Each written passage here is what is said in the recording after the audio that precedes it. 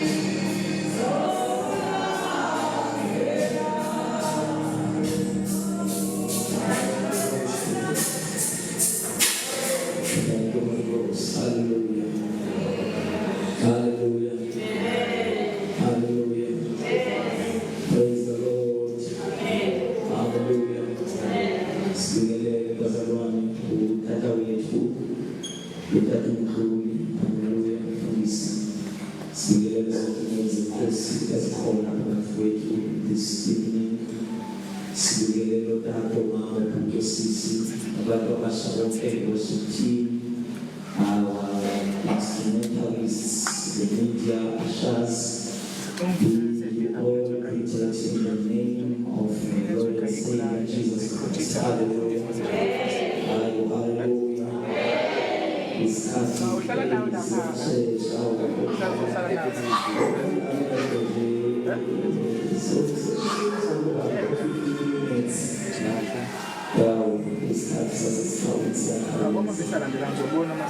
Hallelujah.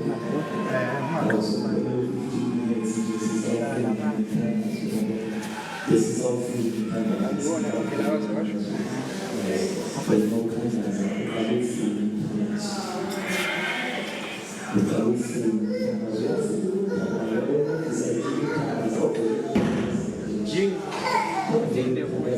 Search for your prayer.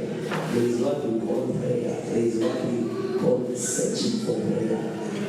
So that's what the doctor in prayer is meant. It's not about for because in prayer, you're full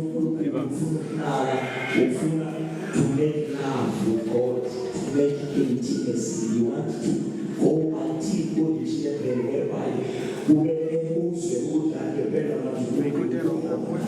it's not only about the matter of faith, but sensing yes, so I put it.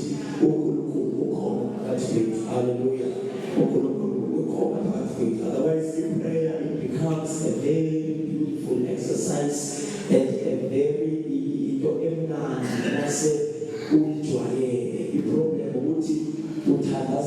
problem because in prayer it's like because in prayer it's like fish the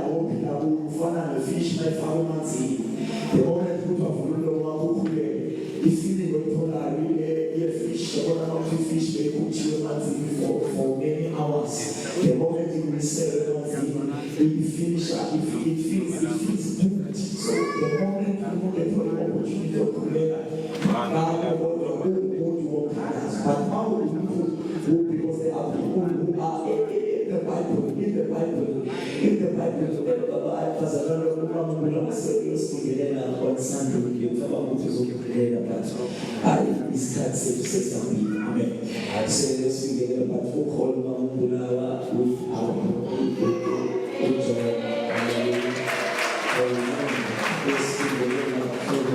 Sunday, so we feel like our calls that is coming Sunday, also calls the last one, who's waking people. Amen.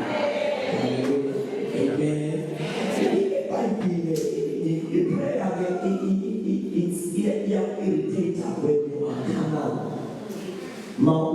Also you want to come on, but when you are spiritually, you get so in love with prayer, you get excited, which would say, Peter, who will be the colleague. Amen. Say, Peter, who will be the colleague. When I jam out, who in the colleague, say, Peter, who will you listen to who might also not have records because don't blow who's of because if I it because I'm too deep. Yeah, because sometimes you can't help it because it becomes difficult to withdraw from prayer. Sometimes we are but so 3 hours. Oh, the young people that you go to and those experience of many because the sign which you are picking that it's a sign which you God can make love with you, God can fellowship with you. We are was starting now. What is the most we will get a shower, but open 30 minutes, open the hour, open 2 hours, open into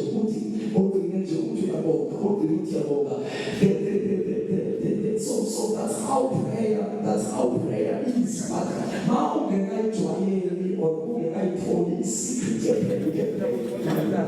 But pray very low. The problem is it is a yellow not to read. The moment what he called the moment for you or something. You don't have to compete with me. You must be always behind me. Abantu kumele bazwe ivoice. Noma kuyahlatshelelwa akumele ikeyboard igqume ivoice ye worship yalo hlabelelayo. Ikeyboard must always come behind. Inga compete. It must not be equal. It must not be upfront. It must always, there must be always be a gap between my volume yale mic ne volume ye keyboard yakho. I problem manje nina nisuke nikhuphule kakhulu ubone manje ukuthi abantu abasawuyezwa amazwi ami sebezwe ikeyboard ukubaza umsindo. Ugcine sengathi ke manje obaba bethu abayithandi kanti akusifona ukuthi abayithandi. I problem indlela esiyidlala ngayo. Amen. So just back me, play very low, then ngizwa mangikhuphuka ukhuphuke nami kahle mangehla wehle nami.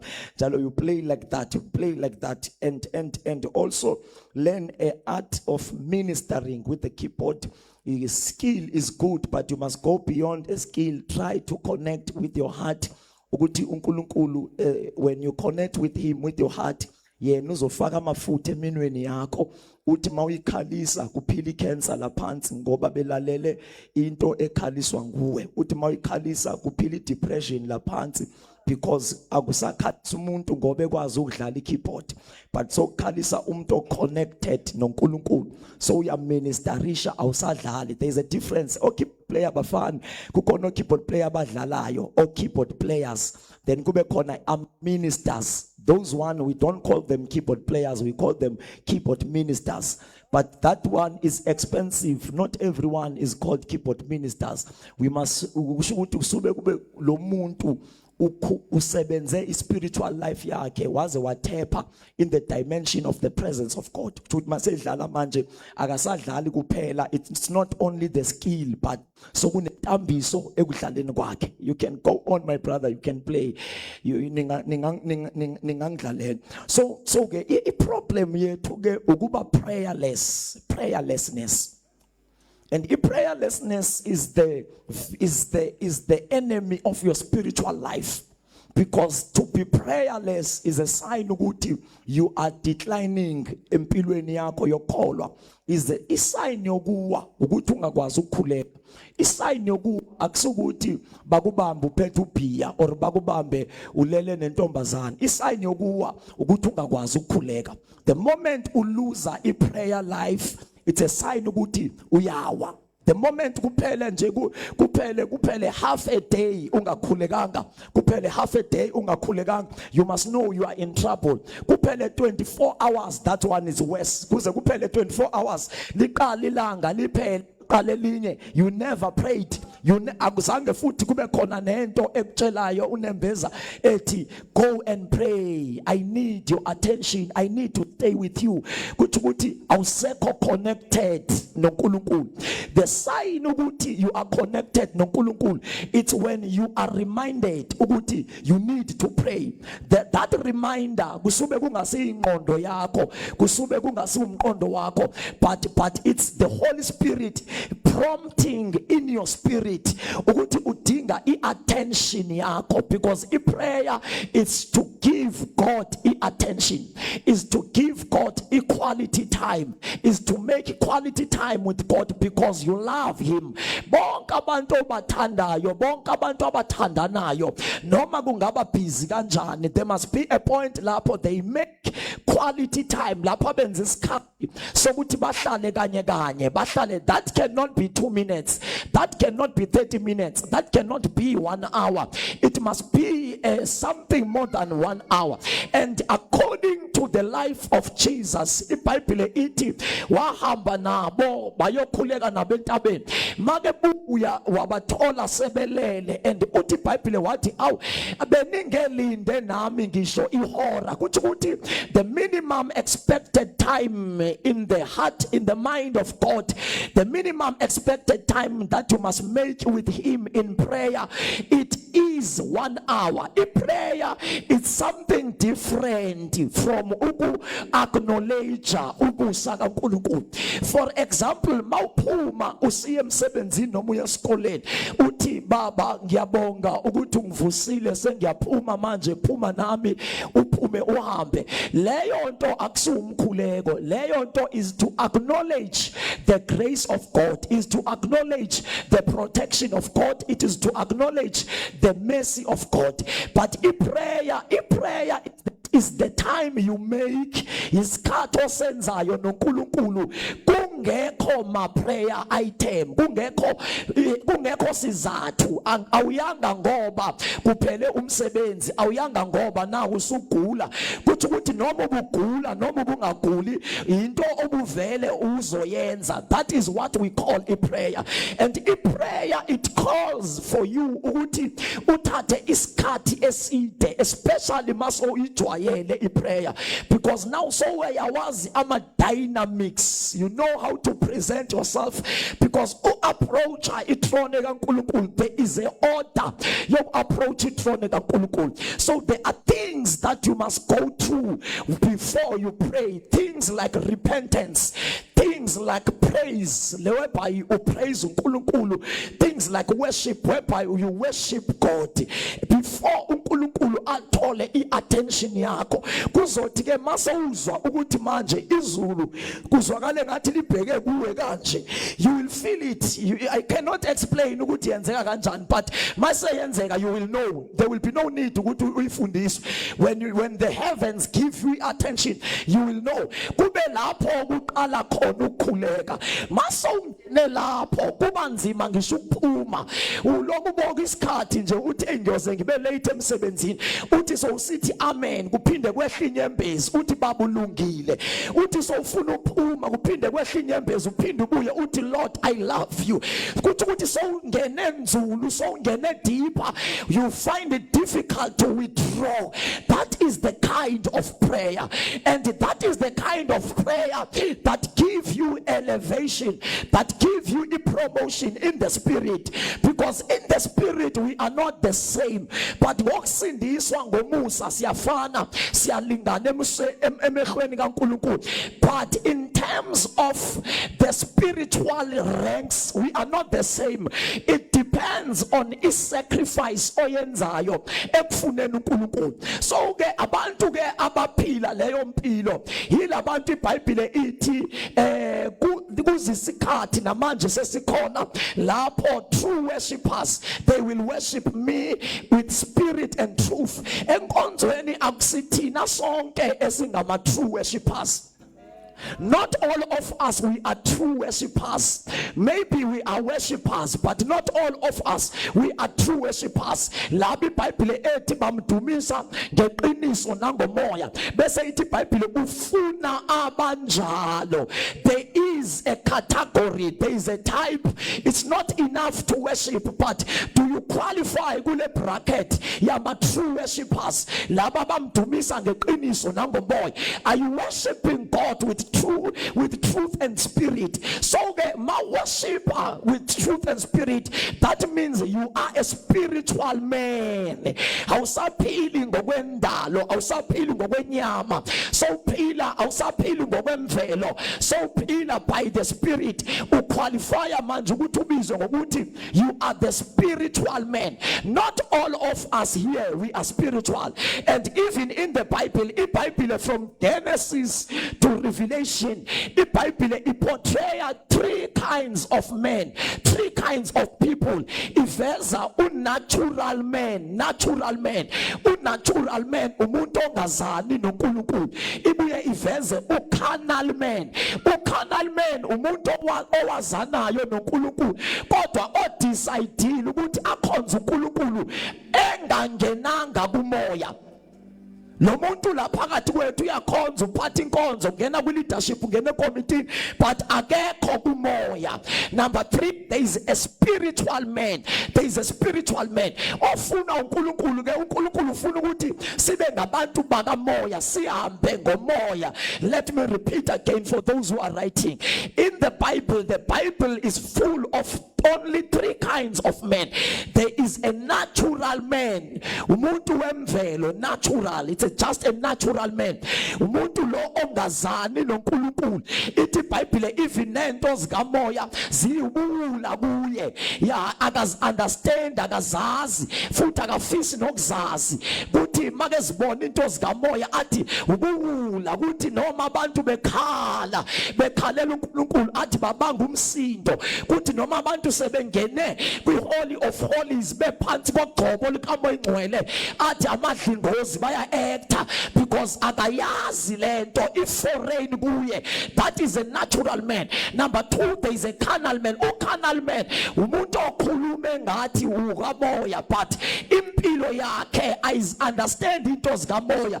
Ingqondo yakhe ayikwazi ukuziconceive izinto zika spirit. Those people they are dangerous. The carnal man and the spirit and the carnal man and the natural man bayingozi kabi because benza kube ngathi ebandleni kuyaliwa because manje there are two groups. Kunabantu abahamba ngomoya, kunabantu abangakwazi ukuhamba ngomoya. So laba abahamba ngenyama sithi masithi makuyiwele bathi bona kushona le, basithi makwenzekele bathi yenziwe kwenziwa le because basenyameni. So there are those three groups: natural man, carnal man and the spiritual man. But now we are expected to be the spiritual man, the spiritual man. So kuyenzeka umuntu abe ngu-spiritual man kuthi ngoba careless abuye adlale endleleni abese ke uyademotwa usasindisiwe yena but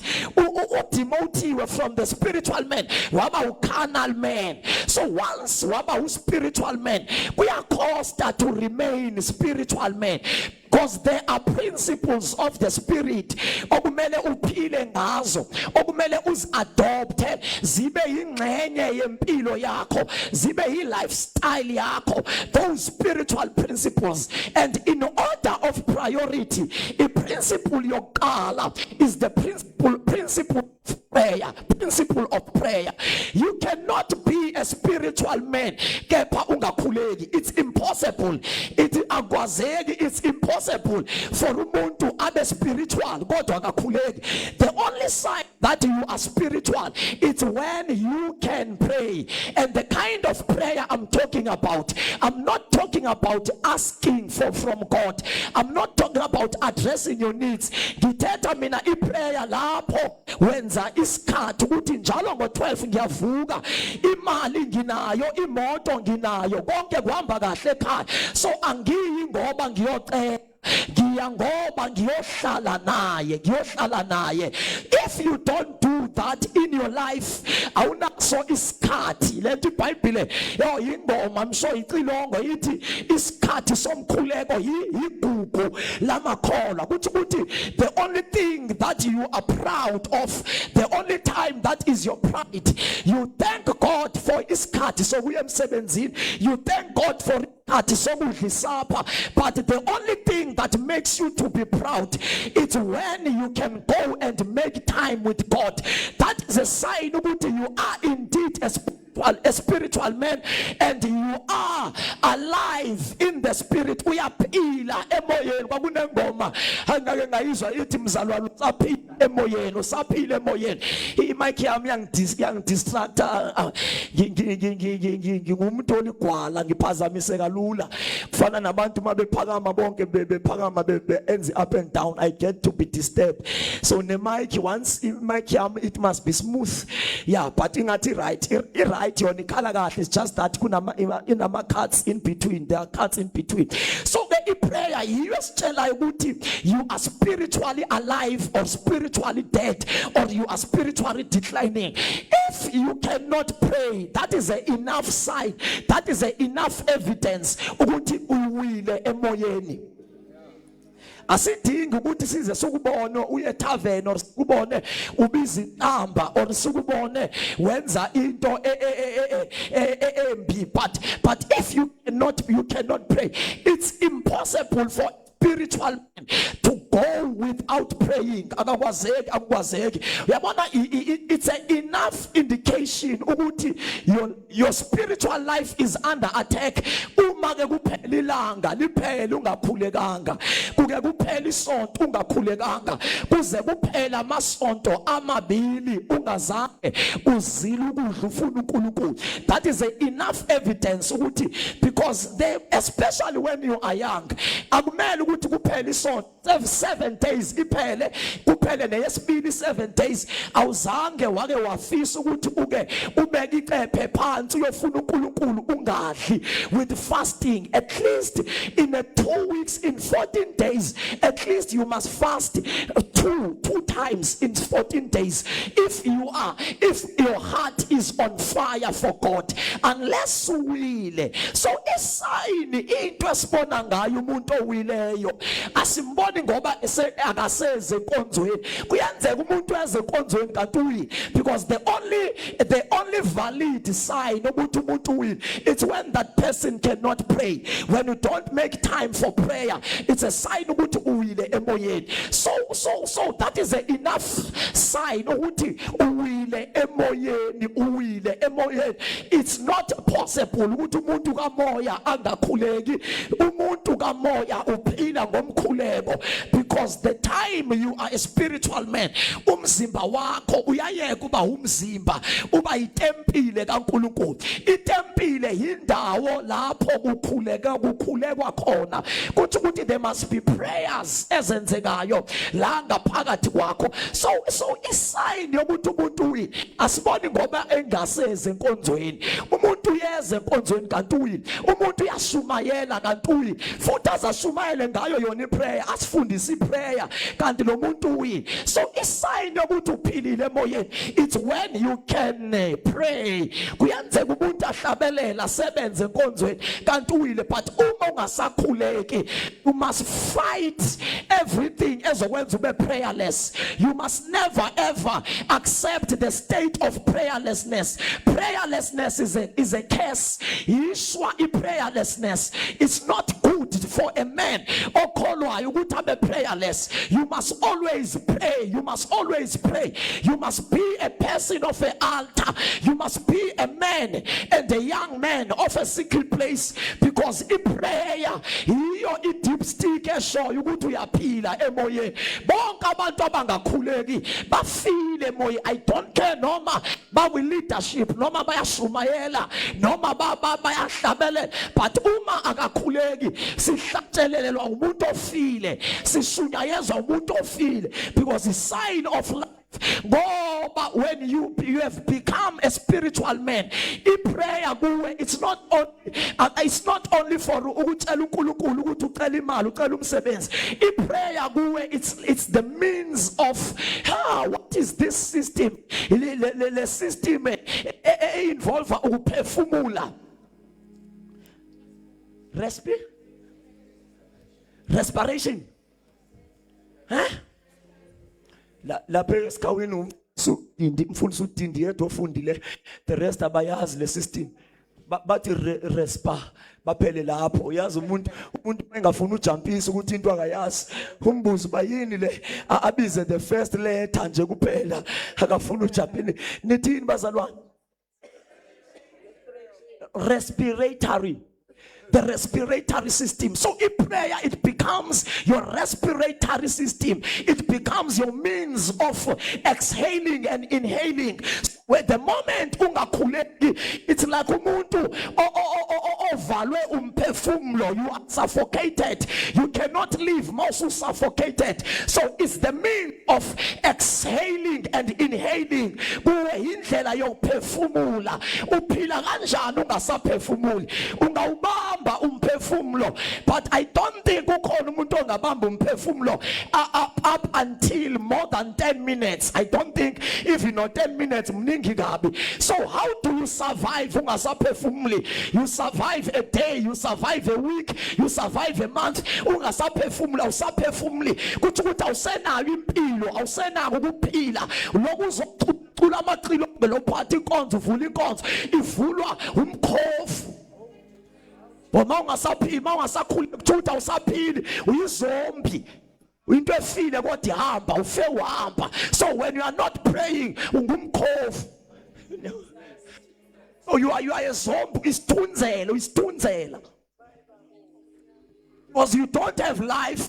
Because you don't have life. But manje siyamangala ngoba lo muntu akana life kodwa nangu ehamba nje, nangu engena eminyango, nangu emanga phambili azahlabela, nangu evula inkonzo, na inkonzo ivulwa isithunzela. Umuntu ongena kuphila, umuntu ongena life. Abantu abanjalo yibo, because yilapha iBhayibhile lapha yakumabandla ayisikhombisa ithi iBhayibhile awushisi awubandi ngokuhlanza. Abantu abanjalo kodwa bafuna abantu abanjalo, because abantu abanjalo ababandayo lukewarm. He's not what? He's not cold. You are not hot. You are not cold. Uyamthanda uNkulunkulu, uyazithanda nezono. Uyamthanda uNkulunkulu, uyalithanda nezwe. Uyisithindi nje somzalwane. So abantu abanjalo, they are dangerous in the spirit, because amadimoni ebandleni, imimoya ebandleni ayingeni ngewindi, ayingeni eminyango, but ingena ngabantu abalukewarm. The moment uSathane ebona abantu abalukewarm, njengoba sihlangene sikhonza kanje sibandla lasesikhawini, uma uSathane ufuna ungena phakathi kwethu uzobheka ukuthi ubani olukewarm phakathi kwalabantu. Phakathi makafika kulo athole shisa, makafika kulo athole vutha, afika kulo athole vutha. Once athole umuntu lukewarm, it becomes a door or a loophole for the devil ukuthi angene. Kahle kahle abantu abalukewarm bokumele singabasebenzisi, bahlale phansi sibalethele imvuselelo baze bavuseleleke, babe ibe ngona abaqalayo ke basebenze uma sebeyithola imvuselelo. Because mawulukewarm asukhani noma usasindisiwe noma usenaye umoya, because in the house of the Lord kumele kusebenze izitsha ezigcotshiwe. Manje mawulukewarm, it's not a proof ukuthi you are anointed. You are not giving us a confidence ukuthi you are anointed. That's why uNkulunkulu ethu uyamzonda umuntu lukewarm. You better burn for Jesus. You better make yourself to be on fire for Jesus. Ungavuma uba isididi to be lukewarm, because that is a danger. That is a danger. So if we never as a church, we must be on fire. When we keep the fire burning, in fact uyangena ngoba vele uSathane uyangena enkonzweni, but into angakwazi ukuyenza ukuthi ayenze icebo lakhe liphumelele phakathi kwethu. Kungena umuntu la ezitshela ukuthi uzobulala umuntu, ambulalele la enkonzweni phakathi kwethu. I-devil worshipper li-operate lifeze mission yalo, because we are cold. When we are cold, we become a field for demons. We become a fertile ground for amademon asebenze phakathi kwethu. Kuze nasemkhathini mabekhipha ama-amateur, ama-juniors abathakathi babathumele esikhawini Assemblies of God, hambani yofundela lapho ukuthakathi, because there is no fire. When there is no fire phakathi kwethu, ngisho namademon asafunda, the junior demons zi-operate phakathi kwethu. Yes, they must come. Kodwa mabefika abasithole sivutha, malifika i-devil worshipper noba kade lithunyiwe, kodwa lihlatshwe umlilo, libanjwe ngumlilo, liphenduke. Ngoba ibandla malisemandleni alo, i-agents zobumnyama mazifika ziba two options. It's either uyabaleka aphume okanye uyahlala phenduke. Kodwa mawungekho umlilo, ihlala phakathi kwethu i-agent kaSathane ize yenze imikhuba yayo la phakathi kwethu, because we don't have fire. We need young people abazoyovusa umlilo in their altars to keep the fire burning, to keep the fire burning. Ibandla seliphenduka inhlekisa ngenxa yokuswela amandla, amademon ayazenze, amasatanist ayazenze, because we lack fire. Azinto eqeda umlilo ilezisuti esesizigqoka ezinhle, Ngoba abantu abadala babenesuti nesihlangu ezibhobokile kodwa amadimoni ebaleka. Ngazi noma yilezi moto esizidrivayo ezi expensive ngoba abantu abadala babhlupheka. Ivangeli kodwa iyadida ivangeli. Umadida lento akusiyona yengqondo. Yazi abantu abadala babehlupheka, babengena mali, bengena isikole kodwa kuphuma amadimoni. Abantu abathwetshuliwe bekwazi ukuthi babalande. Babuye abantu emahlathini, babuye phansi kwamanzi. Icancer iphile iwe, icancer phakathi kwethu enkonzeni. Sibona icancer isiwa phansi umuntu ephulukiswa kwicancer. There was power. But in our time we wear expensive suits. We speak a nice English. We wear expensive weaves. No power, no power. Akekho amandla. We wear amasuit amahle nama-weaves amahle sijaha ukuthi iphuma inkonzo siyothatha i-content. That's all. There is no power. Bangena abagulayo begula, abathakathayo bangena bethakatha, baze bathakatha abanye kwalaphakathi kwethu babuye bahambe siphume siyofota thina. Ngaba masihamba sifa sishiya lo mhlaba siyothi kwasethu isizukulwana as the young people of 2026 in report esiyoyinika ingaba siyothi safota sakhosa sa upload content OOTD kwaphelela lapho kuphela. What will we tell the coming generations? Siyozitshelani izizukulwane ezilandelayo, izizukulwane ezizemva kwethu ziyofundani ngathi? After 40 years to come, in 30 years to come, you have specialize weaves, expensive suits, smart gadgets, smartphones, they go live. Their services were streamed, but there was no power. I for one, I am tired of powerlessness. Yeah, no. I cannot accept that state. Umamandla ngingawatholi la kumele ngiyofuna amandla kwi-secret lami ekamereni lami angikwazi ukuhlala mina. I'm coming from the other side of the world. I'm coming from the dark world. I'm coming from criminality. I'm coming from gangsterism. Ngeke isonto lingigcine. Ngeke ngigcinwe isonto. Isonto ikho enough ukungigcina. We are the younger generation. We need something powerful. We need something strong. We don't need only a theory. We need power. Power.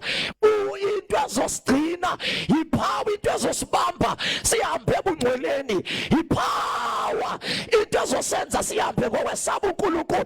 Make ngekho amandla sizokwenza izono, sibuye sizondweba la, sizokwenza izono, sibuye sizohlabelela la ngoba ngekho amandla.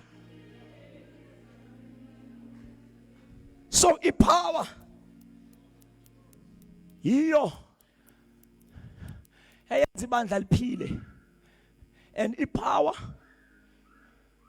is found in a place of prayer. Uma ungakhuleki usekude namandla. I'm talking about the spiritual power. I'm talking about the spiritual ability, the supernatural abilities. You must pray, you must pray. And uSathana and noNkulunkulu wavuma ukuthi impilo yokukhuleka kuze kube sengathi inzima, because kuba nzima ukukhuleka, but you must continue, you must push, you must push, you must push. Noma kunzima push, you must push. Isecret ilapho ekuqhubekeleni. Qhubeleka ufuna uNkulunkulu, qhubeleka ujule, qhubeleka ukhuleke. Isecret ilapho ekupusheni njengoba uza ukuthi kunzima, but you did not stop. That's why uNkulunkulu ezothi kuwe, well done faithful servant.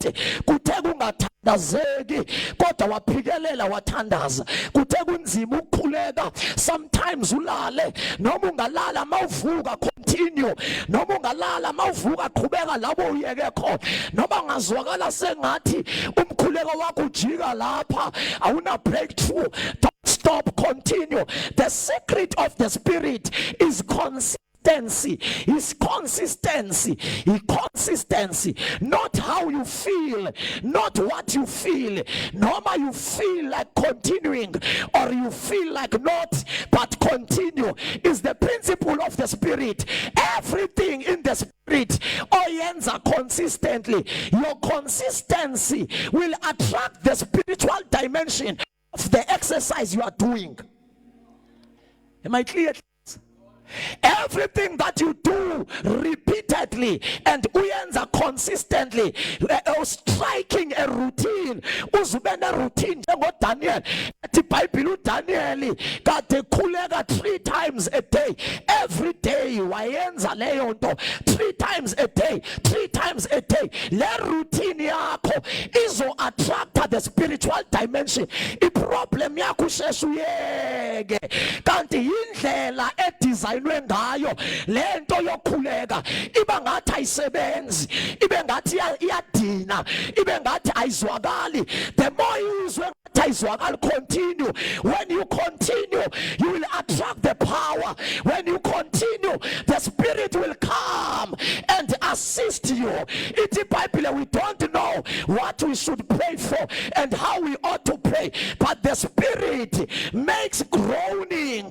Umoya uyasilekelela ebubula ngezinqwini ezingathethekiyo. The Holy Spirit is not obliged to come and partner with you in your prayer if you are not consistent, because ukala utesta akuyeke akakuyeki ngoba engekho, but he is testing your loyalty, he is testing your faithfulness, he is testing your consistency. The more you continue is the more you will get power.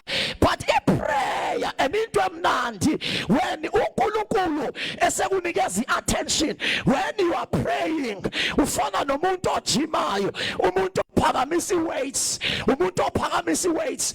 Is secret yokuphakamisa weights ukuthi don't stop. If you lift your weights every morning for 6, you do that for 30 minutes, you do that for 30 minutes every day. Kuphele 6 months, kuphele 12 months, kuphele 18 months, kuphele 24 months. After 24 months, noma ngikale nginalo mzimba ofana nowami, but I'm telling you, when you see me after 24 months, you will find a bigger chest, you will find a bigger bicep, you will find a stronger tricep, you will find a stronger shoulder. The more you are praying, you are building your spiritual muscles. There are muscles in the Spirit. I am skinny, I am tiny, but in the Spirit I am more than this. This is not what I am in the Spirit. In the Spirit I have strong muscles, and Lama strong muscles did not come by grace, it came by discipline. A consistency in prayer, consistency in seeking the Lord. The more I seek the Lord, it's like I'm putting pressure in my muscles. The more I put pressure in my muscles, the more my muscles grow stronger, grow stronger and stronger. So the more I grow, not every demon liyeza lingishaya ngiwe, liyeza demon malifika kimi kushayeke kuwe lona, it bounces back ngoba lingithole ngistronger. Wena the reason idemon lifika likushaya uyovuka after 2 years, it's because you are too tiny in the Spirit. You don't have muscles, you don't have a capacity, you don't have a stamina. The reason you don't have stamina is because you do not pray. When it comes to spiritual capacity, spiritual stamina, asayitholi ngokuze enkonzweni, kuright ukuze enkonzweni. But if you want power of the Spirit, go and shut your door, begin to pray. Vala umnyango abantu bengaboni, ungekho live, lingekho isonto, begin to pray. Khuleke ufuna uNkulunkulu wakho.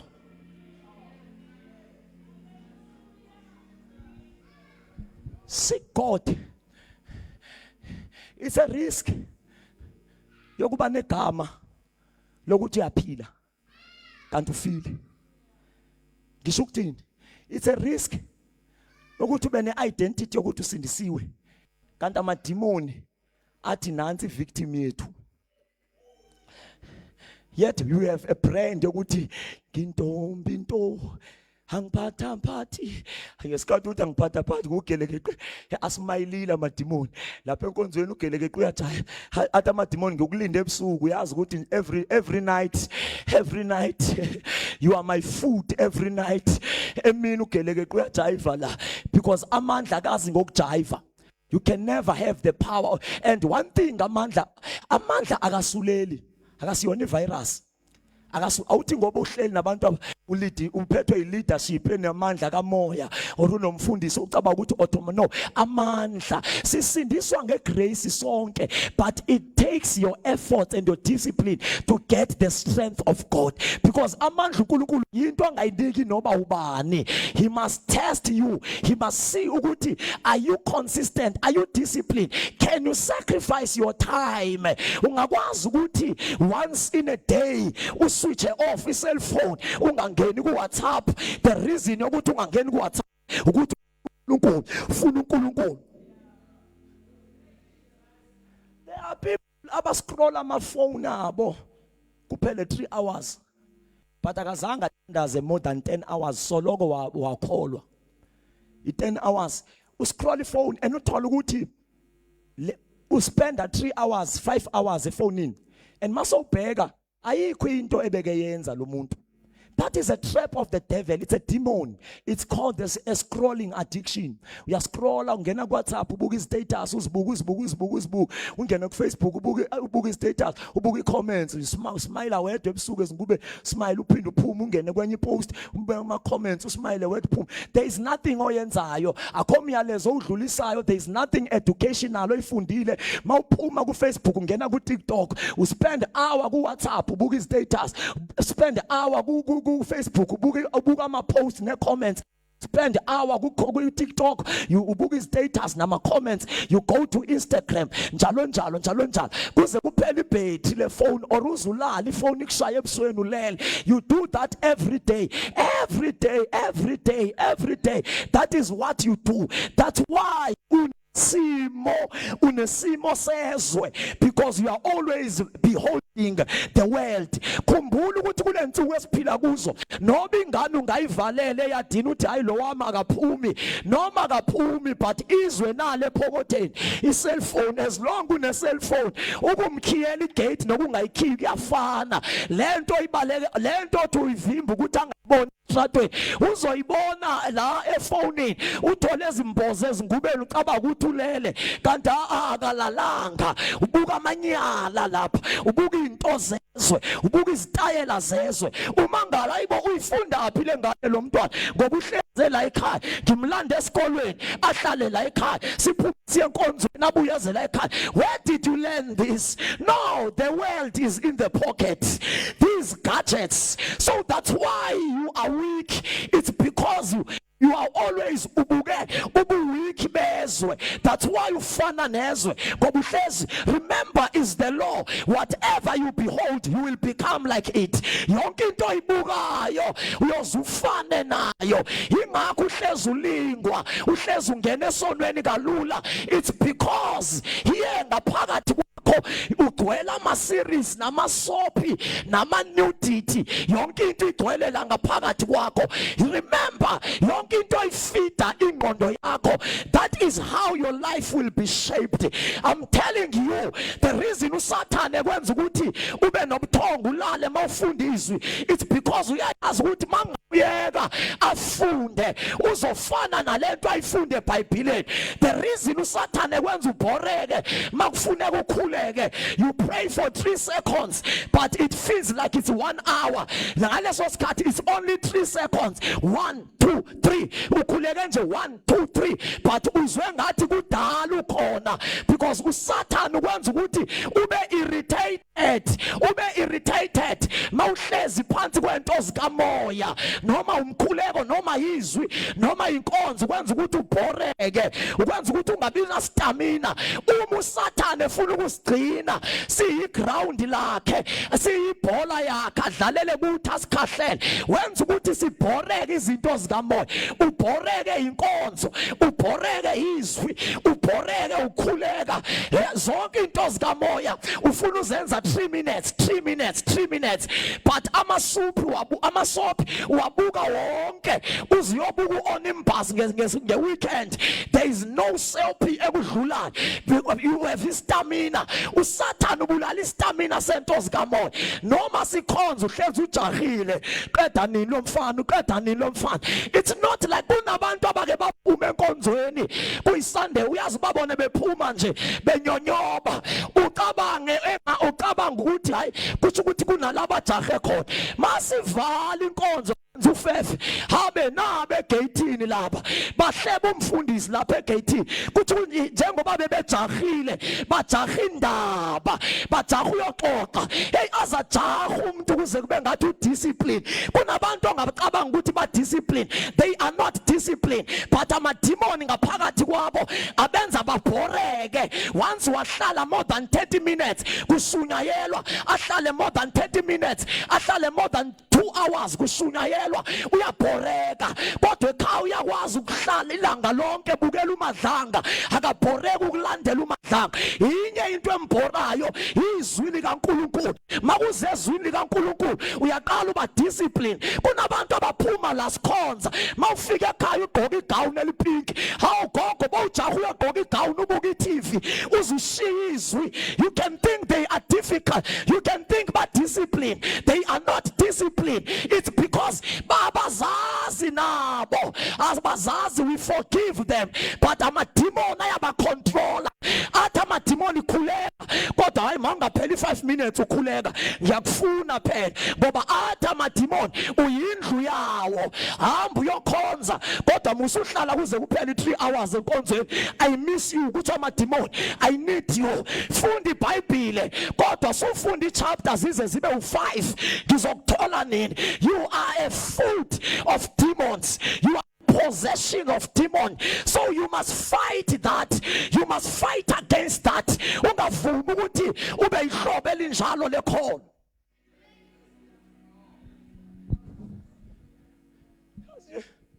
Abantu ababhorekayo iyangibhora lento yokukhuleko, wayehlezi bekhuleka bangumsindo ngomkhuleko, uyabhoreka makuthandazwa. Akusiuye upossessed unamadimoni, hayi babanga umsindo, hayi babanga umsindo, unamadimoni. The more you pray, because into yenzakalayo, the more ukhuleka kunyuka ivolume, the voltage, power, it unleashes the voltage. The more we pray, the more we continue, the more we continue, the longer we stay in prayer, is the longer the volume of the power of the spirit ikhuphuka. So njengoba if ikhuphuka, lo on spirit ska Jezebel noma spirit saseBabylon uyabhoreka ukuthi awubaqeda nini, abadlula babiza umnikelo, asiyemnikelweni, uyabhoreka. Zimbili izinto ezibhora abantu abangenwe uSathane, abazalwa abangenwe uSathane bayabhorwa ukukhuleka isikhathi eside, bayabhora indumiso isikhathi eside, bayabhora intshumayelo ezothatha isikhathi eside. But I take 10 minutes. I don't say asivule sibuke, because la kuselokishini and la kusenkonzweni abanye abantu abasindisiwe abazalwa abangasindiswanga, so kumele bafike ekhaya. But isikhathi esiningi uthola ukuthi songenelela uSathane. uSathane ukwenza uloku ujahile, abantu bayishiya inkonzo bafice begcwele emall. Awubo ujaha uye emall, bongaya nje emall nakusasa. It's because awusayivaluishi indaba yezwi. Kunabantu nje abawaste isikhathi sabo, abasenanhliziyo yokuphenduka. Mabeze enkonzweni bazomanager, bazobuka nje. Makhulunyizwe noma uNkulunkulu akakhuluma kanjani, akakhulumi nabo. Seba graduate. In the kingdom there are no graduates. Once you find a graduate, you must know that is a rebel. There are no graduates in the school of the Spirit. Graduates are rebels. Yini rebel ngesu? Umvukela mbuso. Once umuntu umbona ukuthi ugraduate alisamhla. Who are you ukuthi ube mdala kunezwi likaNkulunkulu? Elalikhona ekuqaleni kungekabikho nto. Who are to be older than the word of God? Who are you to graduate from the school of the word?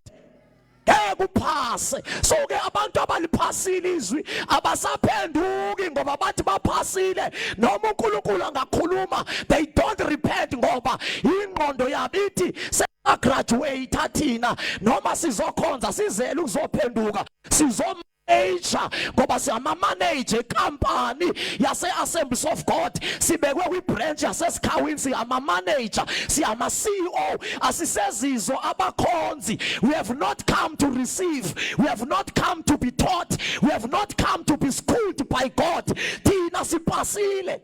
Mene tekele ufasi, your days are numbered. Ibandla kusikampani.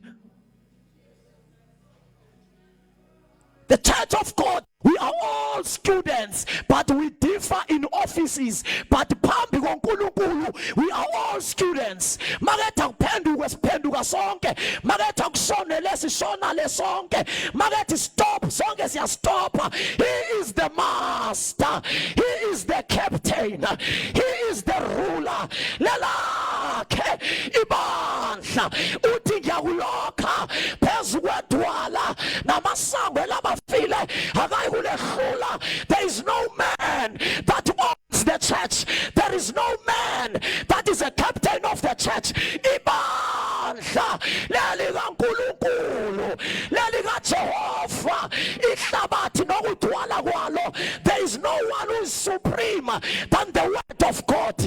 Jesus is the captain. The Holy Spirit is the instructor.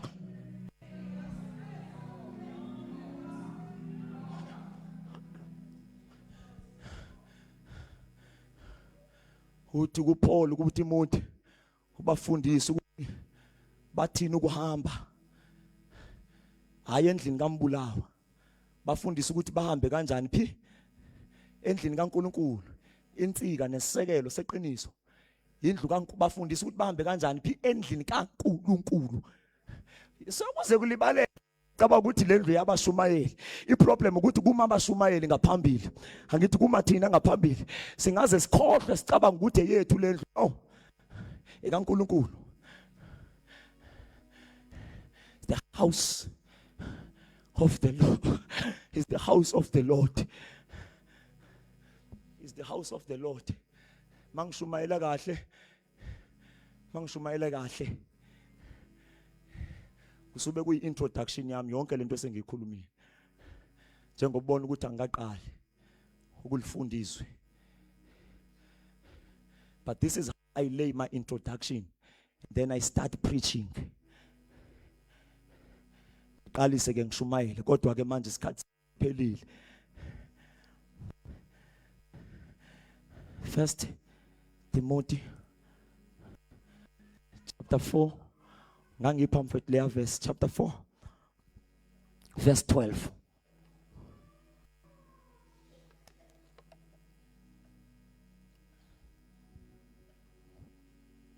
Ngifundela siswami verse 12. Verse 12. So iBhayibhile soqedela Sunday. iBhayibhile isitshengisa ukuthi ibandla likhonzana ngeziphiwo, gifts. What are gifts in Zulu? Izipho, ayikithi iziphiwo nezipho. Ibandla likhonzana ngani? Ngezipho. Ibandla alikhonzani with the powers that we have delegated to one another. Thina kunama powers esinikezene wona, kwathiwa wena sigcinele incwadi, wena sigcinele izikhwama, wena vula inkonzo. But ibandla likhonzana lakhiwa ngaleziphiwo uNkulunkulu asiphe zona.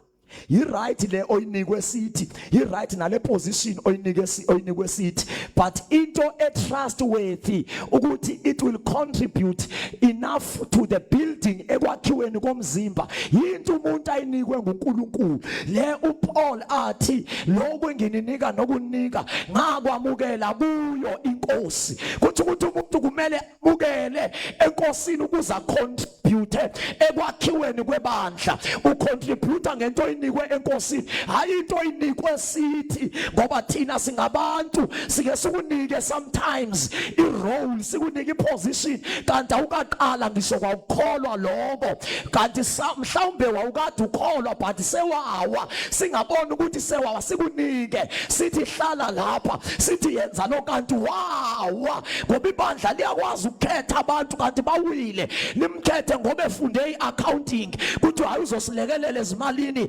she is an accountant. Limkhethe ngoba esebenza kwamasipala kuthi hayi he can be a good secretary, simthathe sibenze usecretary ngoba esebenza in the office of the minister, ephatha incwadi zikaminister waKwaZulu Natal, bese siyamkhetha zophatha incwadi, kanti lo muntu akakazilahla inyoka zakhe, kanti lo muntu usathwele lo, kanti lo muntu usaconnecte nomsamo wasekhaya kibo, njalo ngoDisemba yohlaba ayoguga emsamo, siphathwe sikhonze umuntu osakhonza amadlozi, ongeka disconnect kwimikhuba yasekhaya, kwimikhuba yakwaZulu, simthathe ngenxa yecareer yakhe ame phambi kwebandla, because we are people malakhiwa sithi siyalahleka, siyabhatyaza, we make errors. Ake sidedele uNkulunkulu alakhe ngokwakhe. Uyabaza abantu aba-right, ithi iBhayibheli itshe lesiseko limi linombhalo othi inkosi ungabakhohlisa abantu base-assembly bakukhethe ube yidikoni, ube yi-elder, kodwa inkosi iyabazi abangabayo, inkosi iyabazi. Ibandla lakhiwa ngabenkosi, alakhiwa ngabafundile. Ibandla lakhiwa ngabenkosi, alakhiwa ngabanesilungu. Ibandla lakhiwa ngabenkosi, alakhiwa ngegender. Ibandla lakhiwa ngabenkosi, alakhiwa ngabafike kuqala Assemblies of God. Inkosi yabazi. Kuliakasikapaya, Uriakasilaha, Kurabasala, Kuriakaposika, Kurabasata. Inkosi yabazi abangaba, and the Lord will arise. The Lord will arise. Izophakama inkosi, izozichitha intaba zayo. They will melt like candle. Nentaba zenkosi ezigqoka ublack and white njengathi. The Lord is rising. Kunentaba zenkosi ezigqoka utayi njengathi. The Lord is rising.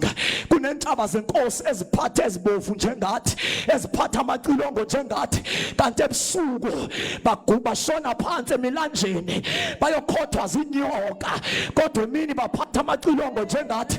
Mene tekele ufasti. Your days are numbered. You better repent before you become an embarrassment. Ngoba inkosi yaphakama, inkosi yaphakama, inkosi yaphakama. Jesus. Hallelujah. So ibandla ke lakhiwa ngeziphiwo. Njengoba singabantu abasha nje, iziphiwo kumele sizithole enkosini. Abanye sebazithola but zidormant as operate ngoba zichokwa yi-atmosphere, zichokwa yi-environment. I-environment i-dry, zithi izinto zikamoya zizalwa zife at birth. We are giving birth to stillborn babies, spiritually speaking. Abanye baba nama miscarriage ngoba uma i-local church ingekho conducive spiritually, noma abantu be pregnant in the spirit, lokho abakuthwele it becomes becomes aborted, it becomes miscarried, kuba nama miscarriage ngoba uthwele but environment ayikuvumeli. Umuntu okhulelwe, there is an environment okumele aphile kuyo. If angaphila kwi-environment egcwele ama-virus, uzoba nama-infections. Lama-infections la azoya esiswini esibelethweni, makefika esibelethweni achoke ingane ibe carried out, ibe washed out. Environment yethu as a local church kuthi ingane zizalwa, uNkulunkulu ezala umprofeti phakathi kwalo 12-year-old girl, umuprofeti ozalwayo a-abortwe yi-atmosphere. Kube nabantu abathi asikwazi lokho, kube nabantu abathi babanga umsindo laba, kube nabantu abathi yini leyo khuluma ilimi, ngoba they don't know the dealings of the spirit. So bafe akusikona ukuthi uNkulunkulu akabaniki. Sometimes uyasinika uNkulunkulu, the moment uzama uyi-expressa lento oyinikezwe uNkulunkulu uthola ukuthi environment ayivumi, ithi thula. Kunento ezithulisa abaprofeti, kunento ezithulisa into zikamoya, but the church must arise ngoba ibandla liphila ngeziphiwo, lakhiwa ngeziphiwo, likhuliswa ngeziphiwo, alikhuliswa ngama-position. Ama-position have got nothing to do with the church. Ibandla lakhiwa ngeziphiwo. So ke ithi iBhayibhile, just last 4 minutes, let no one despise you. Into yenza ke ukuthi isiphiwo somuntu omsha singabonakali, it's when he or she is despisable. Yini eyenza ukuthi udespiseke, udeleleka uma lezi zinto ezi5 ezingekho. Uthi let no one despise your youth, but be an example of the believers. Yiba ngumzekelo ngani ngenkambo, ngeconduct, ngenkulumo. Be an example with the speech, ngenkulumo, ngenkambo, ngothando, ngokukholwa, ngomoya, ngokuhlanzeka, ngepurity. The moment you become pure, the moment you become an example with your conduct, uziphathe kahle. Iproblem ukufuna uprofeta wakho kepha singekayiboni impilo yakho ukuthi uziphethe kahle na. The church of God must go back to purity, and the church of God must go back to a royal with conduct, because thina singabantwana basebhodwe, we are the royalties, we are the children of the royal house. Umntwana we-royal house akahambi nomi kanjani, akagqoki nomi kanjani. Umntwana we-royal house akawu-expose umzimba wakhe, ajaje, ahambeze, azazi enkonzweni ehambaze. It's a sign yokuthi awusena nembeza, uthi ugqokeze kodwa uthi uze ubuthi wena ugqokile, but uze. And mase ukhuza lapha enkonzweni, you say we are religious. That is not a religion, that is a discipline. You are the child of the royal house. Umntwana wasendlunkulu, indlunkulu yasemazulwini, ngeke siuyeke ugqoke isinoma kanjani. So you can't get abantu bayo. Uyabona lo moya wezwe osungenezwe enkonzweni, abantu bafuna uhamba beze bengagqokile, bafuna uhambaze. And naturally only 3 kinds of people that are allowed ukuthi bahambe be naked. And if uhamba naked, that means you qualify in either one or more of these 3 groups. Igroup yokuqala umuntu okumele ahambeze ingane encane, ngoba i-cognitive development yakhe ayikaka develop, akazazi ejajile, akazazi makegqokile. He does not know the difference between ukugqoka nokuba naked. A baby, esingayeka mayihamba ngaze. Number 2, umuntu ohamba ngaze ukuthi okujwayelekile uhlanya ke luyahamba ngaze. Number 3, umuntu ohamba ngaze, it's a prostitute, a harlot, umuntu odayisa ngomzimba ngoba uyamaketha. Wena uyahlanya or prostitute, but mawungagqokile ugqokile koduze, because sometimes umuntu kwathi ugqokile kanti uze it's either you are a baby or you are insane or you are a harlot, you are a prostitute. So you must begin to examine indlela ogqoka ngayo ukuthi i-influencer uphoya abantu okuvumelekile emhlabeni okanye kujwayelekile ukuthi bahambe ngaze ingane encane 3-year-old ubheke ezantsi. Yeah, before aye ku grade R, once waya ku grade R kumele ngabe uyazazi makeze uyayazi ukuthi ku wrong ukuhamba ngaze. But intombazane endala na 15 years 20 years ihamba ngaze and akunalutho okukhuzayo. It's either you are a harlot or you are mad or you are a baby. So into eyenza sideleleke singabantu abasha ukufuna ukusebenza in the spirit ke kodwa singenaso isimilo singasihulo umzekelo ngezwi ngenkulumo nangenkambo nangothando. But othando, you can't minister ebantwini ongabathandiyo. Kunabantu abangenathando abakwazi ukurelate nabantu, akazi kurelate kanjani nomuntu omdala, kurelate kanjani nepeers. It cannot be grateful. Akakwazi ukubonga, akakwazi uku-acknowledge abantu, akakwazi uku-appreciate abantu. He's just living for himself. Uyavutha nje, uyaprofeta nje, akanathando. He cannot relate. But the moment lezinto zitholakala kuwe uba umzekelo wabakholwayo ngezwi ngenkulumo, ungakhulumisi noma kanjani kodwa umntwana kaNkulunkulu. You guide yourself, you shape your conduct, you shape your speech, because you are the child of the royalhood, of the royal priesthood. You are a holy nation, you are a chosen generation, you are a peculiar people, you are a royal priesthood. You are set apart, you are separated from the darkness. Why is imikhuba yobumnyama? Why is saboni signs zobumnyama? So kumele yonke impilo yakho ifane noKristu. Then when you have became an example, verse number 13, till I come, give attention to the reading of the scripture. You give attention to the doctrine, give attention to the reading of the scripture, exhortation, ukhuzo. Ukhuza abanye uzobakhoza kanjani usafuna ukhuzwa nawe, uzabakha kanjani abanye nawe ungewokheki. So give yourself to exhortation, to doctrine. Fundisa abanye doctrine, uzobafundisa kanjani uKristu engekabunjwa kuwe. Now number 14 la ngifuna ukukhuleka khona. Number 14 uthi, do not neglect the gift that is in you, which was given to you by the prophecy with the laying of hands of elders.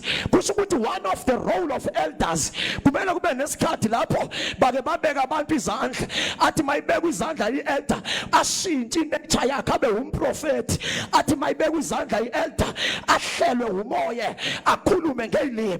Kodwa iBhayibheli ithi do not neglect uvimbeli isiphiwo wasithola. Wonke umuntu onomoya ingcwele wathola, noma ukatholi kodwa usengathola, kodwa into yonke umuntu olapha unento angayithola ngoba ibandla lakhiwa by the gifts. Makefika uHoly Spirit, he gives us the gifts. I-gifts ezokukhonza, ezokwakha umzimba, ezokwakha ibandla. Akekho umuntu ola onomoya oyingcwele kodwa ongatholanga i-gift yokwakha, i-gift yokukhonza. Uma akatholanga moya oyingcwele akakayeki ukwehlela abantu bese uyabapha. Iproblem yethu ukuvimbela ithi noma ikhona, and the greatest enemy of the manifestation of the gifts is the fear. Abantu bayasaba. That's why ke abantu mabesanda ukuhlelwa umoya noma besebancane beneziphiwo musujaha ngokubakhuza, uzoba intimidator. Bayeke baprofete babhude, baprofete babhude, baprofete babhude. Kuthi maseke umoya oyingcwele emningi la kubo besebenza kakhulu uyaprofeta kakhulu bese ke ngokufaka iorder ufunde u1 Corinthians chapter 14 verse number 26 uthi bazalwane umoya wabaprofeti uyalulamelana kuthini nakongoko uma nibuthana omunye unedumiso omunye unezilimi omunye unemfundiso omunye unesprofeto awuyifundisi lonto kuse dry no le verse ifundiswa abantu abagcwalisiwe umoya but they cannot manage the discipline of the operation of the gifts awuthi abantu bese dry bese ubafundisa iorder bazosaba next time bathule awuthi abantu besaqala ukwehlelwa bese uthi once wathi emntwini eqala ukwehlelwa waqhamuka songikhuza but awukaze wangqoma awukaze wang-appreciate you are killing me kuze kube ngathi abantu abasha ba-dry ababoni lutho emoyeni it's not that ba-dry bayasaba we must make for them a conducive platform so that by express their spiritual gifts by express their spiritual abilities sibanike freedom ngeke lifi bandla leli kaJesu usaba abantu mabebhuda bebhayiza ucabanga ukuthi kuzoba ngathi kufeyile wena no akhulekele ibandla linomnikazi walo sojaha ngokufaka iorder mawufaka iorder ebantwini bese babies you are killing them yabona uPaul wabafaka umlilo bagcwala umoya ngcwele ebandleni laseKorinti bakhuluma ngelimi to an extent that noma behamba kuphuma inkonzo behlukana mabebhabhayisana bakhulume ngezilimi rabo shandela basiyana kura bashika rabahando robushika nasedolophini ribanda robushika rabahando robushika bagcwele wabayeka wabuya mayibuya next Sunday wathi hayi bazalwane siyambonga uNkulunkulu impela ngigcwalisiwe kodwa lento le eyokwakha ibandla ayisiye yokusiveza wena eyokwakha ibandla mawuyisebenzisa ngalendlela ibandla liyakheka ine order yakhona musuvela uyidedela isinoma kanjani na awabanikeza iorder wathi na iorder iproblem yethu ke vele ngazi ukuthi kusukeni bona umuntu ebathulisa abantu ayishini bangumsindo la indlu kaNkulunkulu le ubona yabona ke labo khohlwa ngeke baphinde baprofete lutho you have aborted them and when you in the spirit you are guilty you have killed someone ngoba nje bebhayiza namhlanje na 12 in 10 years to come umprofeti ozonikeza iSouth Africa direction wena usubulale uSamuel masifika ezulwini kunamacala oyo accounta ngawo that's why iBhayibheli isithi uma umuntu efuna uba yilide ebandleni ufuna into eright kepha makaqaphele baningi abantu abanecala lokubulala abaprofeti la enkonzweni abazazi bona kodwa kuyayiwe ezulwini siyovula incwadi kuthi uyakhumbula kule yakota wabathulisa abasha wabathulisa rongo wabathulisa awukazi ubancome uhlezi ubashaya so they died as a result awuzange ubulala iyouth skhaleni wabulala umprofeti waseAfrika lo wamuntu owambulala kule youth convention ngabe after 15 years he is an international prophet wayibulala ingane yabane spiritual inferiority complex uthola ukuthi manje akasena confidence noma uyayizwa lento yamshisa he cannot follow it ngoba uyasaba baba bazongishaya baba bazongishaya ithi iBhayibheli rebuke but rebuke with love when you rebuke people with love they become edified they want to do more but when you rebuke them with emotions kusasa bathi hayi ngiyayeka lento uyeka kanjani into enje ngoba lento yiyo ezobulala ama devil worship yiyo ezokwakha umzimba yiyo ezakwakha ibandla So ke iBhayibhile ithi umoya oyingcwele wabapha abanye. They are, because of time, let me close, but umibandla liphilile emoyeni every time lihlangene lizokhonza. Ngithi mina every time, it's Monday, whether uLwesithathu, there are three things okumele zenzeke. Number one, there must be a word of God. Number two, there must be a worship bakhonza uNkulunkulu. Number three, there must be an operation of the spiritual gifts, at least one. Uma ngabe lelo bandla liphilile, kumele njalo malihlangana kube khona izwi, kube khona indumiso. Ngisho indumiso mina le egqobhozelayo, hayi umuntu acula ingoma nje kade imbusisa last year no ingoma etrendayo. No, ngisho mina a praise worship that will open heaven. Number three, there must be a manifestation of the spiritual gifts. Njengoba ziwu9 akuvumele akumele ukuthi sihlangane kungekho nesisodwa isipho esisebenzile phakathi kwethu. Coming to the members, umibandla liphilile, i-membership yabo kumele umuntu ngamunye out of 9 spiritual gifts nayo angayikhomba at least one.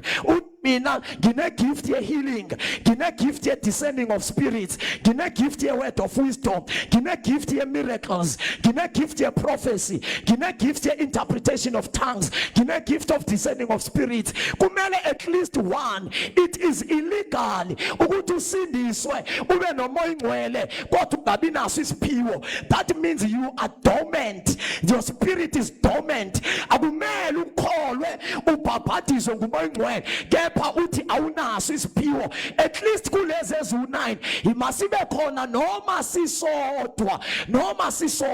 So every time masihlangene iziphiwo kumele zisebenze, kumele kuphakama intombazana. Ngibona umuntu ogulayo ngiceleze ngaphambili inkosi izomphilisa, kuphakama intombazana ithi kunomakoti lapha ongatholi bantwana. Ngesikhathi sidumisa ngize uNkulunkulu wethu uzomnika abantwana, ngicela leadership izomkhulekela. Kumele kukhulunywe ngezilimi, singakwaleli ukukhuluma ngezilimi. Isho njalo iBhayibheli, do not neglect the speaking on tongues. Speaking in tongues is our way of war. Speaking in tongues is our way of worship. Speaking in tongues is our prayer language, is the spiritual language, is the language of the spirit. Uthu Paul, ningakhuluma ngazo nonke zikhona lezi zesprofeto, bese kuba khona lezi zokuthandaza. Lezi zokuthandaza zifana no multivitamin, they boost your immunity.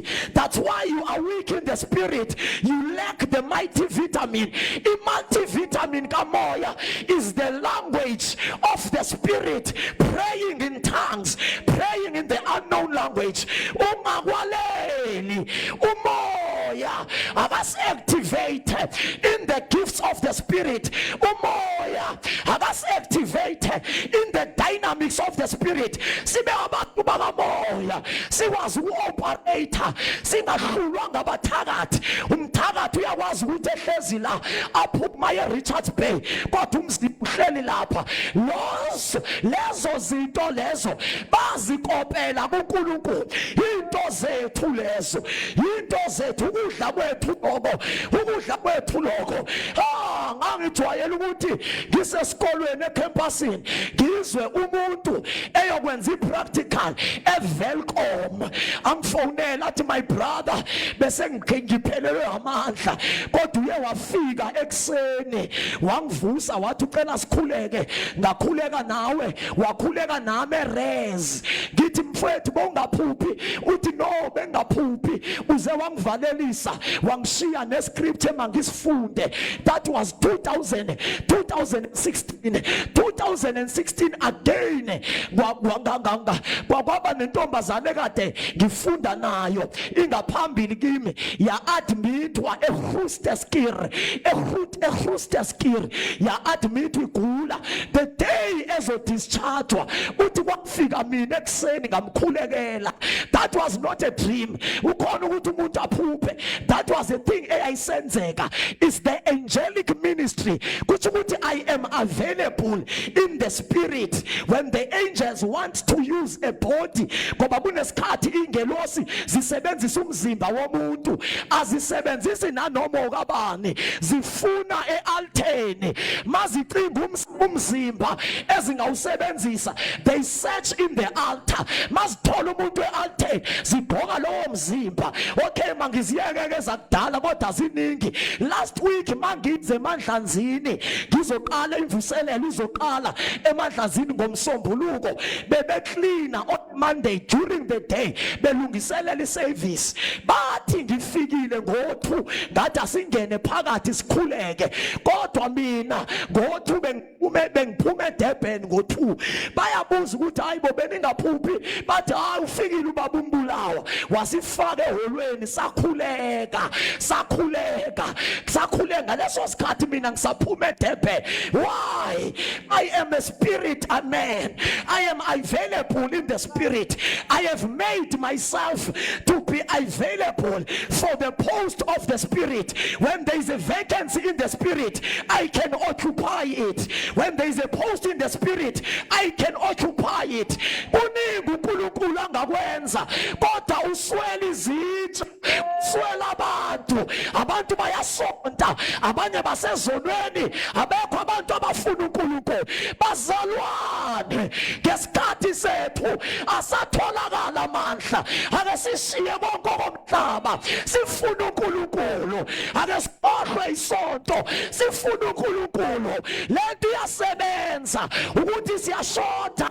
We need to upgrade our army. We need to upgrade our army. Sidinga more people who will be spiritual. Sidinga more people abazofuna uNkulunkulu. Sidinga more people abazozikhomitha ekufuneni uNkulunkulu. I sought for a man, ngafuna phakathi kwabo umuntu, ngangafumana noyedwa. Ubane esikhaleni ongafunyanwa izulu. NguJehova ememezela, nanga ama-post ephuma ezulwini. Kufuna abaprofeti, kufuna amanxusa, kufuna abashumayeli. Kubani uNkulunkulu amthola? Kufuneka imbongolo ezogitshelwa uNkulunkulu. Bapha abantu isonto lidwele, kodwa izulu liyakhala. Bapha abantu, baningi abantu esontweni, kodwa izulu liyakhala. Amasima amhlophe, amasima avuthiwe. Where are the laborers? Where are the workers? Our beautiful sisters are busy playing church. Our beautiful mothers are busy playing the religion. I-religion ikhohlisile yakususa kwi-ministry yakho, yathi ngutheledi, kepha in the spirit ngumpostoli. Bathi gcina izincwadi, kodwa emoyeni ngumprofeti. Uyoprofeta nini ma? Ulibele udlala isonto. Uyoshumayela nini mfowethu? Ulibele udlala isonto. God is calling for you. God is calling for you. Who will go for us? Whom shall I send? Ngiyothuma bani? Nasesikhalini madoda, ngiyothuma bani?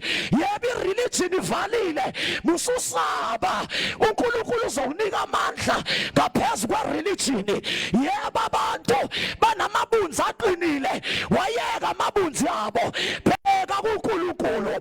Uyokunika amandla, uyokunika amandla. Akhona amandla ayatholakala. Ikhona into engavela esikhawini. Yes, ikhona. Bangaphakama abaprofeti, bangaphakama abapostoli. uNkulunkulu angazivusela, uNkulunkulu angazivusela. Khula bashila bahando rekepheli akasikapha ima ngenyawo zakho sikhuleke.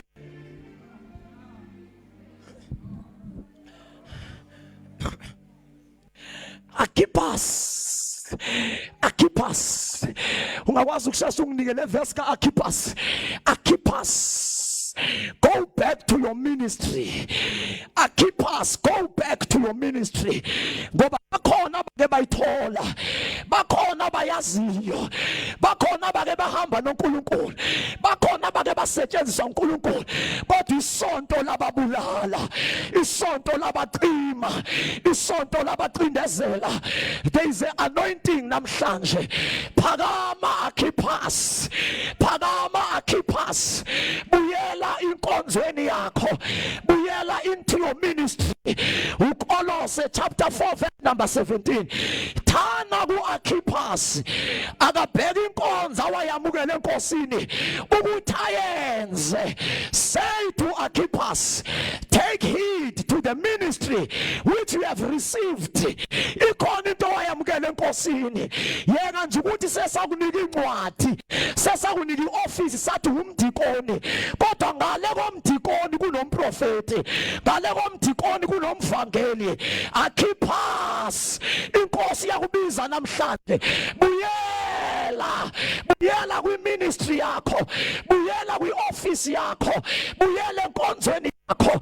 Funa ukukhuleka nabantu abathi I am that Archippus. I used to have a ministry, but I neglected a ministry. Nganginesiphiwo ngasilahla, nganginenkonzo ngayeka, ngasaba abantu, ngalalela ingqondo yami, ngalalela umqondo wami. But namhlanje mawubavusa bakho Nkosi, nami ngivuse. Mawuzivusela izitsha, nami ngivuse. Archippus, go back to your ministry. Ibandla alakhiwa ngezihlalo, lakhiwa ngama ministry. Lo mhlaba lo awuzushintsha abantu abanezihlalo, uzoshintsha abantu abanama ministry. Where are the vessels? Where are the instruments ezizosetshenziswa uNkulunkulu? Mawuthi yimi lowo Nkosi, baleka izala ngaphambili. Funa sithi sikhuleka sonke, wena ube umila ngaphambili. I have played, I have been careless, I have been postponing. Kade ngidlala, kade ngipostpone, kade ngilibazisa, kodwa manje ngiyeza. Use me again. Use me, Holy Spirit. Use me. Vuselela lokho kuncane, vuselela inhlanzana. Khona mashandele mehando robo khosila, hena mama rababo shandele bemebemesa. Pray with me, my brother. Ina mama reba bobo shande, kuraba kosele mehando roboshia, kena mama reba bobo bosha, kena mama kosele mehasolia, kuraba. Yes.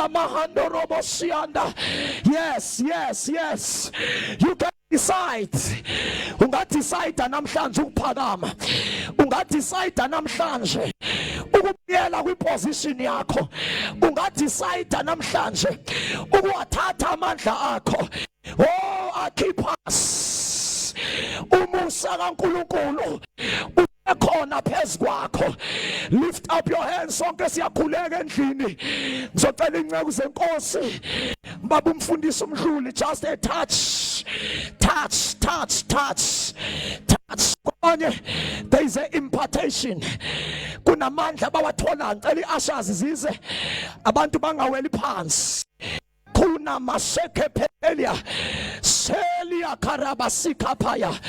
Some will speak in tongues, some will begin to prophesy. Abanye bayo profeta, abanye bayo khuluma ngeilimi, abanye bayo thola amandla. Yes. Korabashila bahando roboshianda. Kula basante lapha. Sonke siyakhuleka. Noma uhleze esitulweni khona into oyidingayo.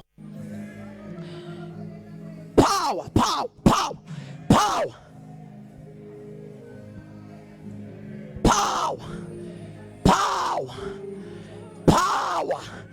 Fresh oil, fresh anointing, fresh power, fresh oil.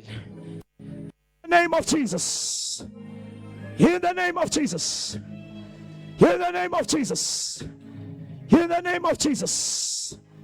Shane makolia kapolia.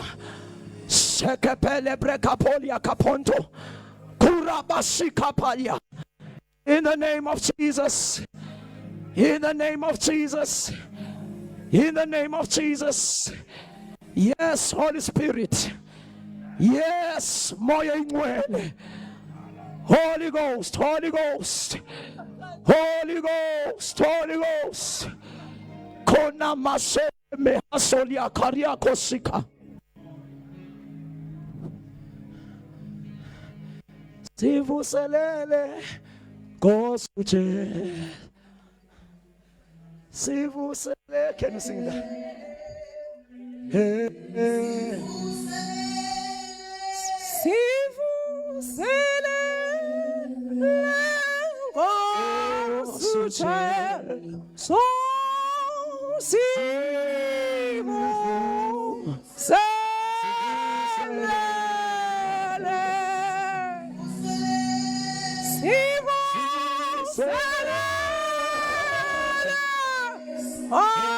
Sucesso,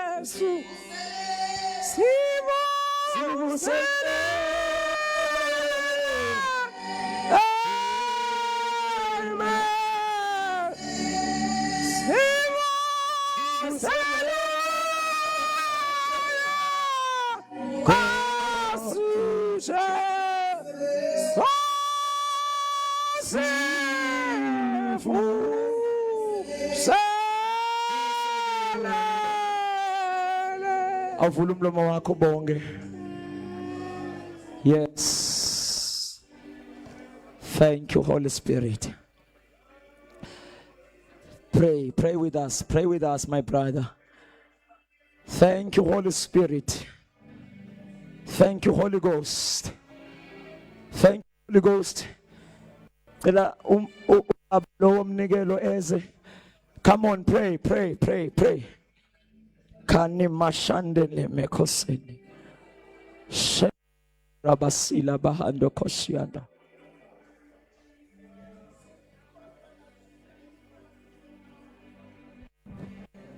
Sivuselele kosuche. You can sing that. Sivuselele.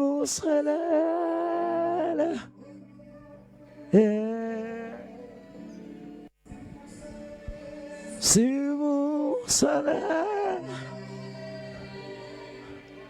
kosu. Sivu. I want to tell her, God is calling a people, but as we are praying,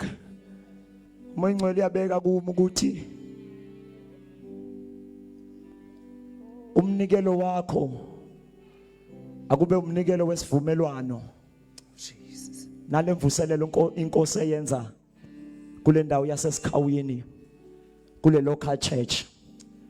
I want to bring your offering as a sacrifice of agreeing okuvumelana noNkulunkulu. This is not just a normal offering, but kuzoba umnikelo. You can also give, okay, nanzine mhlamba abanye, we are living in a cashless society. Ngicela with due respect kubaba umfundisi nekomiti labasha lo wanamhlanje umnikelo ungayi kwispeaker. It's a seed of revival to this local church. So ngicela unikele as the Spirit is leading you.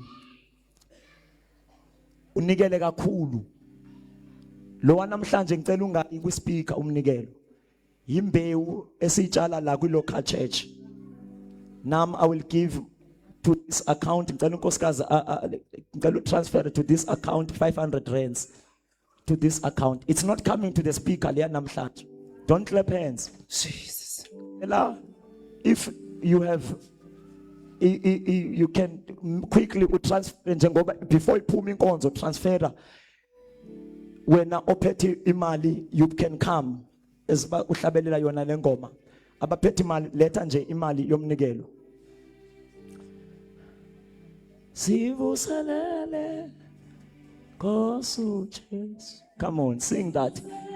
Veluze yoza nje.